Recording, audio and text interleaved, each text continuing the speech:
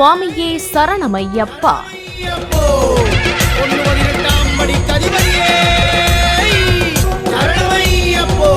ஐயப்பன் தோழர் வாவர். சாமியே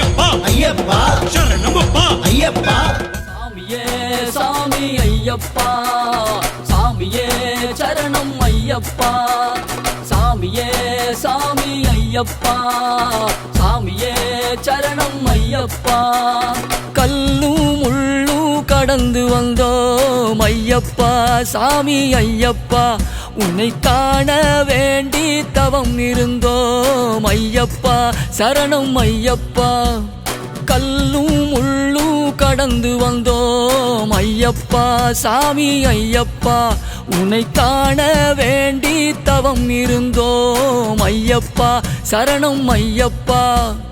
இருமுடி சுமந்து நாங்கள் வந்தோம், எங்கள் இருவினை தீர்த்திட வேண்டி வந்தோம்.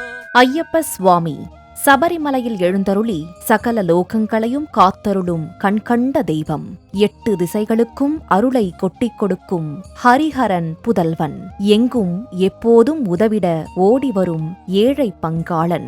ஆன்மீக மழையில் ஆன்மாவை நனைய வைக்கும் ஆனந்த சித்தன். இப்படி ஐயப்ப சுவாமியை பற்றி வாழ்நாள் முழுக்க போற்றி புகழலாம். அவ்வளவு மகத்துவம் வாய்ந்த தெய்வம் சுவாமி ஐயப்பன். சிறப்புமிக்க கார்த்திகை மார்கழி மாதங்களில் பரவலாக பக்தர்கள் மாலையணிந்து சபரிமலைக்குச் சென்று ஐயப்பனை வழிபட்டு வளம் பெறுவார்கள். இத்தகைய புனிதமான நாட்களில் ஐயப்ப சுவாமி வழிபாட்டிற்கு பின்னால் உள்ள ஐதீகங்களை பற்றி கூறும் அற்புத நிகழ்ச்சிதான் இன்று ஐயப்பன் தோழர் வாவர் பற்றி தெரிந்து கொள்ளலாம். வாருங்கள்.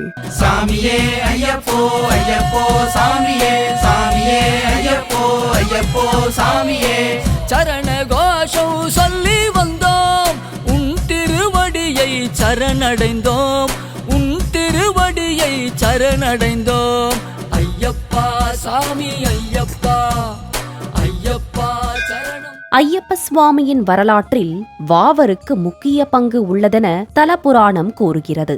வாவருக்கு அர்ப்பணிக்கப்பட்ட ஒரு சன்னதி சபரிமலையில் அமைந்துள்ளது. கூடுதலாக வாவருக்கு அர்ப்பணிக்கப்பட்ட ஒரு மசூதி வலியம்பலம் மற்றும் செரியம்பலம் கோயில்களுக்கு இடையில் எருமேலியில் அமைந்துள்ளது. இதிகாசத்தின்படி கொள்ளைக்காரனாக இருந்த வாவர் வழிப்பறி செய்து தனது மக்களை காத்து வந்ததாக சொல்லப்படுகின்றது.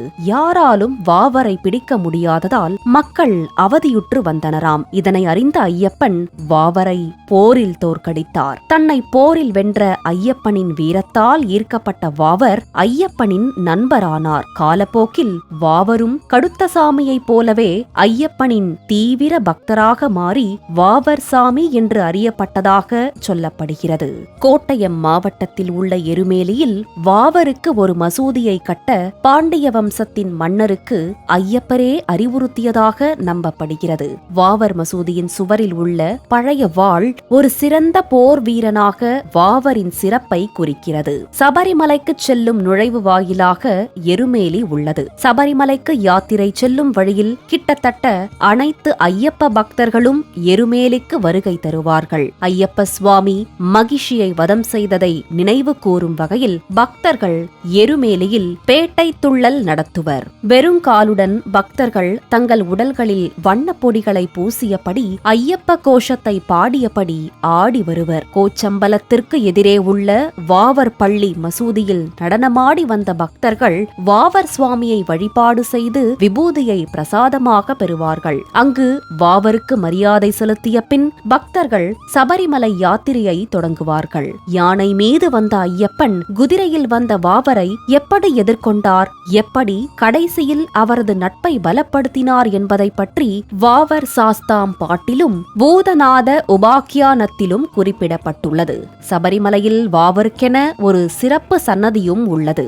ஐயப்பன் கோயிலில் 18ஆம் படிக்கு கீழாக கிழக்கு பக்கத்தில் வாவரை பிரதிஷ்டை செய்திருக்கிறார்கள். வாவருக்கு நெல், நல்ல மிளகு, சந்தனம், சாம்பிராணி, பன்னீர், நெய், தேங்காய் ஆகியவற்றை காணிக்கையாக செலுத்தி பக்தர்கள் வழிபாடு செய்கிறார்கள். சுவாமி ஐயப்பன் வாவர் சுவாமியுடன் கொண்டிருந்த நட்பு பற்றிய வரலாற்று கதை மத நல்லிணக்கத்திற்கு உதாரணமாக விளங்குகிறது என்பது சிறப்பிலும் சிறப்பாகும். ஐயப்ப சுவாமி வாவர் சுவாமி நட்பை போற்றுவோம். அனைத்து வளங்களையும் பெற்று இன்புற்று வாழ்ந்திடுவோம். சாமியே ஐயப்போ ஐயப்போ சாமியே சாமியே ஐயப்போ ஐயப்போ சாமியே சரண கோஷம் சொல்லி வந்தோம் உன் திருவடியை சரணடைந்தோம் உன் திருவடியை சரணடைந்தோம் ஐயப்பா சாமி ஐயப்பா ஐயப்பா சரணம். ஓம் சுவாமியே சரணமையப்பா.